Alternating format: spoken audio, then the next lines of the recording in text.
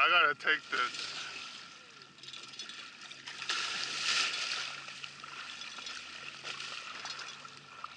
Yep. I gotta take it on the bow.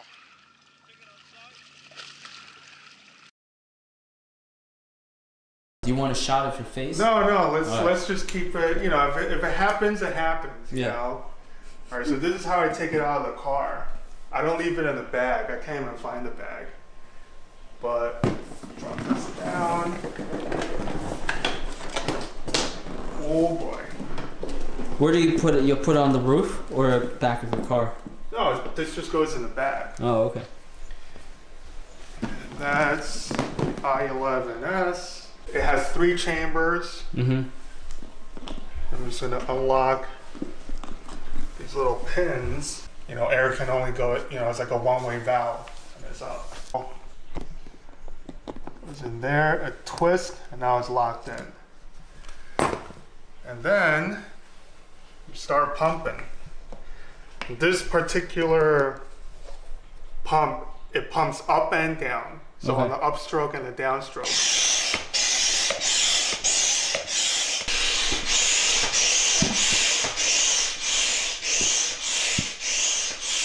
Hear the pop. Yeah. Yeah, and then these covers go on. So you have different valves pumping the side of the yeah, there's different chambers. There's 3 chambers. So the center one, I usually take it to 4.5 psi. Yep. And then these are the watertight seals. Then you do the sides.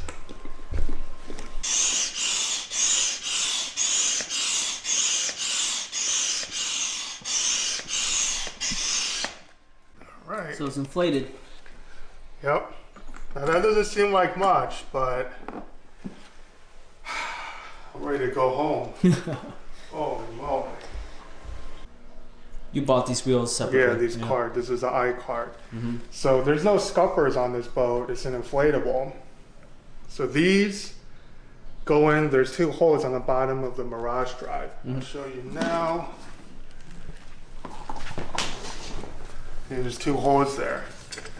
You tip it up, slide it in, and now you got your wheels on. On the side. Take it out. Alright, so this is the vantage chair. See, they just kind of click in.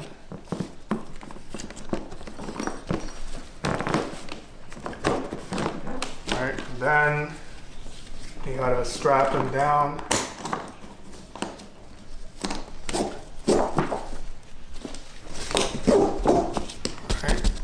Now the chair's not going to go anywhere. This is a rudder control, and the great thing about this model is it can go on either side. It goes on this little receiver end here, but you can also put it on this side.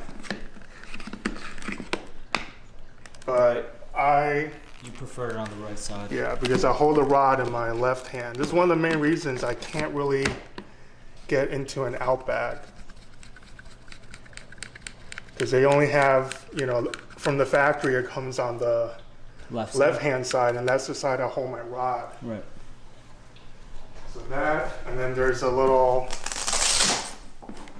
thing here just to make it nice and neat. Oh, that's neat. All right, so these 30, I haven't really, I think there's still some lake trout blood on there. Anyway, these are my friend Brad, Africaster. He suggested these after porgies spine through the hull.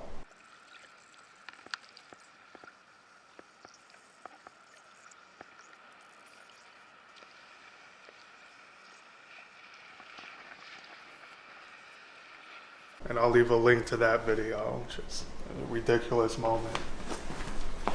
So these are basically car mats, and originally I just had the one, and that's fine. You know, if you're just landing porgies, there's a space for you to unhook your fish. But then I got the second one, and I did some Velcro tape, and then put this down, that. And this I secure with a little bungee, just a short. Now on the paddle holder, there's a little hole right here. So I just go through here, thing, and you know, it doesn't have to be that secure, just like this so it doesn't slide. And the good thing about this is that, see, I cut this right here. And now when you're in the water, this is pretty much, the water comes up to maybe here. Now you have the ramp. So, you know, if you're catching like bluefish or stripers, anything big, you can slide it right up.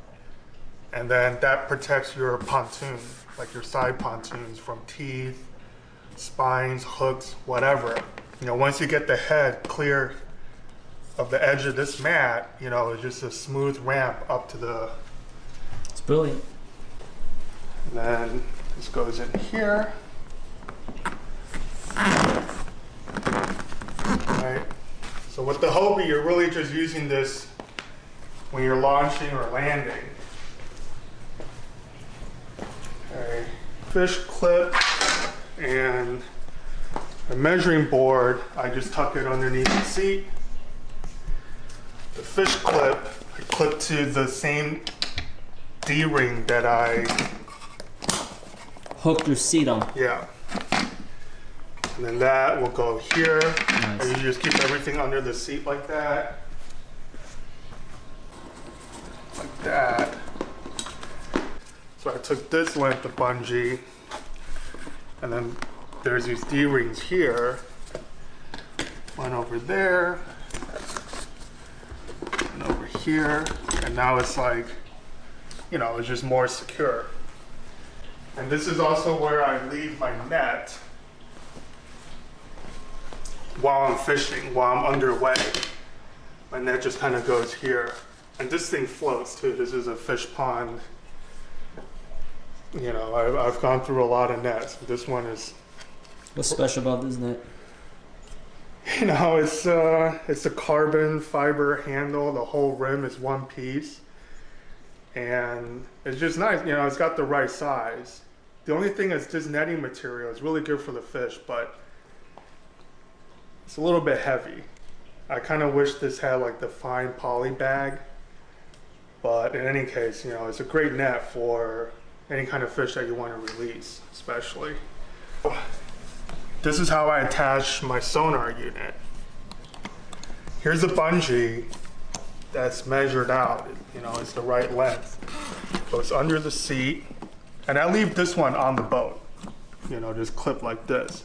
But that goes under to the D-ring in the back.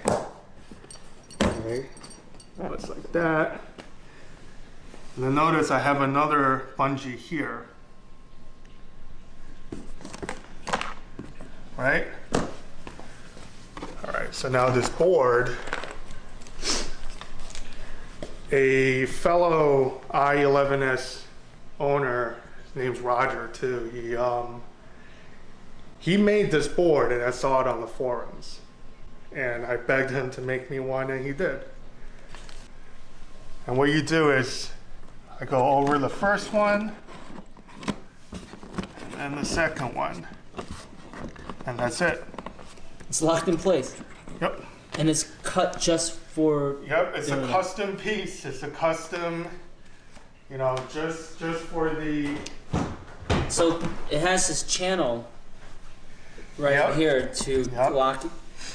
Got it. And then the other one over here, you know, and then obviously you put the transducer down in the water like that.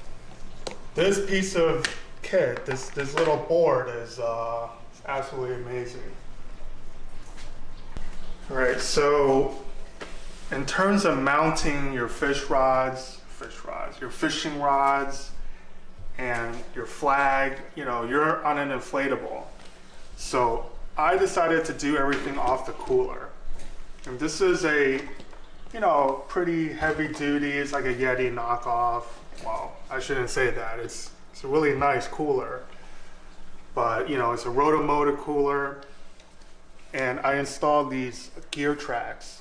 And I have one here, two on the other side, which I'll show you later. And then you can install different, you know, hardware. So here on this side, all I have is a little cup holder. And then on top here, I have two, these are Yak Attack.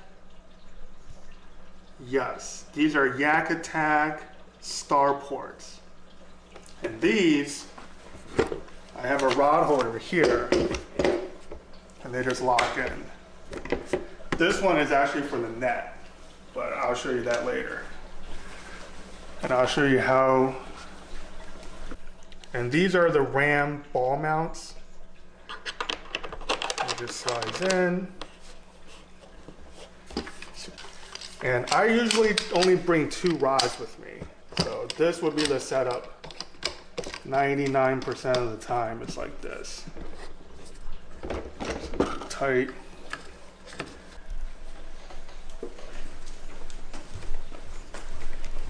I put this right over here. See, I made a little zip tie thing here. I don't know if you can see that. A little loop. And then these secure, there's D-rings down here. Just like that. When I launch, I put the net in here.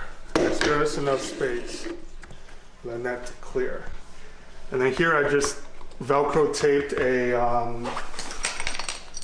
the sheath for my pliers.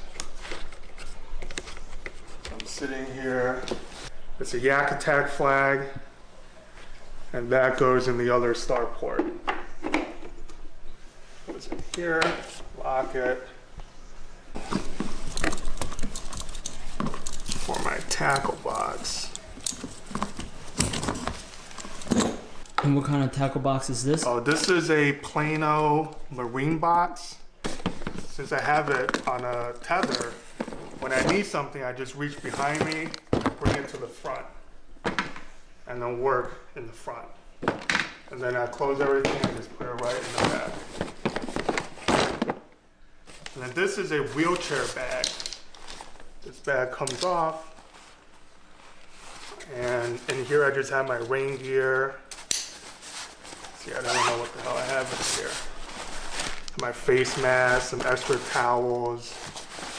I keep my keys in here with some Ziploc bags. And usually I think I carry, yep, my spare sunglasses, gloves, whatever you need. Put here. All right, so this is the battery I use for my sonar. Yeah,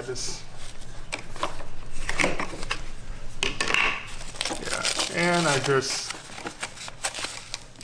that. Nice. Probably not the most secure way of doing it, but so far so good. This little thing, boomerang snipper. And I keep this clip to the cup holder. It's for snipping braided line? For anything, yeah. I retie constantly. This being right here, you know, I can just slide it to the front and I don't have to dig around in my vest or tackle box. So that's that. All right, so in terms of rods, I normally just bring two.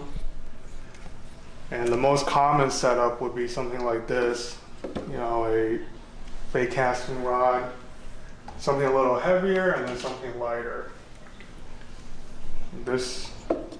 Both of these rods are new and I'm gonna put them through the paces this season. There's a hole through these rod holders. I just made a loop. That's all I did. The loop goes through the top, and I'm never gonna use a rod leash while I'm fishing. It's not gonna happen, but at least when I'm traveling, I just loop this over the handle, and then, you know, that's great. Pretty much keeps it there. I don't see this falling out, even if I flip. All right, so depending on what I'm fishing for, I'll bring either a tackle box like this, just a crazy amount of Kayak. See, these are the 5-inch. With the seat in the high position, this just slides right in. It just stays under there. And it's secure. It's secure enough. I mean, I haven't lost anything under there. I usually keep, if I'm fluking, like 3 or 4 gulp containers. Just slide it under the seat. So the only thing that's not completely tied down is your scale, the ruler, the fish hook, and the tackle box. Yeah, I mean, look, if you flip, you're gonna lose whatever you're not tying down to the boat. Right. You know, if you don't tether it, you're gonna lose it, including the paddle probably. So I probably should have some kind of tethering solution with the paddle. I don't like having too many tethers because, you know, there's always a fear of you getting tangled up in them. And that's why you should always carry a knife. And this is my Kayak knife. I'll do a review on this separately, but you know, you see me bleeding a lot of fish with this. This is also the knife that's gonna cut through, you know, cut through these tether ropes if I flip and get tangled up in them. That's the plan anyway. And just to show you a little what's in my tackle box. Oh, wow. Beach walkers. Yeah, these are for a little project this coming fluke season. Let's see if these work. They seem to work in Japan. And I put single hooks on them. But anyway, this is really for when I used to fluke without using an FG knot. So I would have different weight jigs tied up already with the swivels ready to go. Now they just kind of store jigs. And here's something pretty important. I keep a little spray bottle of fresh water. Now I usually keep this in the cup holder on that side. So every time I switch out, see right over there, every time I switch out a jig, I would spray it down with fresh water. And then, you know, once that happens, you can hang it on the little, you know, there's these little things on the, oh, and then one other thing, I don't see people do that often. These are just 3 to 4 foot length of leader line, and I have it labeled different pound test. So, you know, I have anywhere from 8 pound to 50 pound. Instead of having to carry several of these leader spools, I just have it like this. And these you want to switch out every season. Last but not least, definitely not least, is the Mirage Drive. This is the original, well, not the original, but this is not the 180. So this will go in here, that hole over there. And how Hobies work, for those of you who don't know, when you step on it, you know, it's a back and forth pedal with your feet, and these fins kick underneath the hull. And it's very efficient. You can upgrade the fins too if you wanted. Yeah, these are actually turbo fins. These, oh, here. I have a little tether, so cheap, Amazon Chinese tether, which kept my Mirage Drive from sinking to the bottom of the ocean when I flipped. So, pretty good, yeah. How much you would have? $100 at least, right? What, for the drive? Yeah. The drive is like, I think 600 or 700. Oh yeah. The drive is the heart of this kayak. So anyway, yeah, that's basically it. Yeah, I mean, this is my main fishing kayak, and during the season it's out at least once or twice a week. So.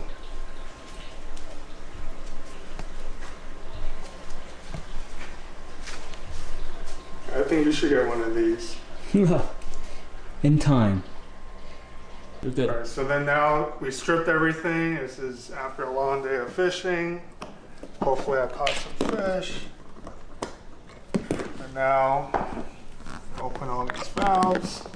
And then you just press down, twist, and they'll hold in place.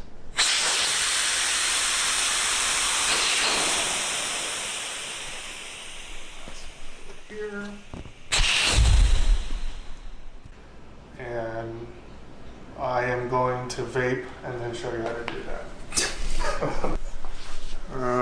Okay, so I deflated this, but usually after I strip everything from the kayak, especially after saltwater fishing, I carry this little garden sprayer with fresh water, obviously, and I just spray everything down. And then I have 2 microfiber towels, and I just... So yeah, it's definitely a process, and usually it's after like 8 to 10 hours of fishing. So now this is pretty much deflated, and I don't use the bag like I mentioned. I just pull it this side. And this whole thing without the drive and the chair weighs, I think, 36 pounds. So it's kind of a weird shape, but other than that, it's pretty light. Now this tube, I try never to bend this tube.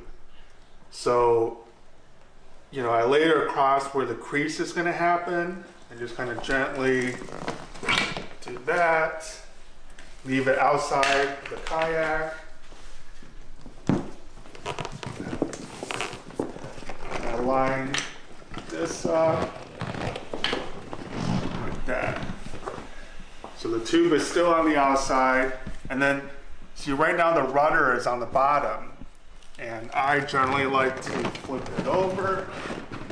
So now the rudder is on top. I don't want the rudder to get squeezed.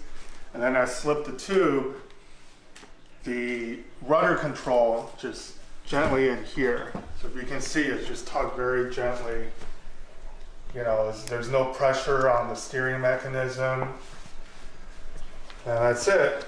And then usually this is right next to my car, and I just pick it up, put it in the car. And that's it.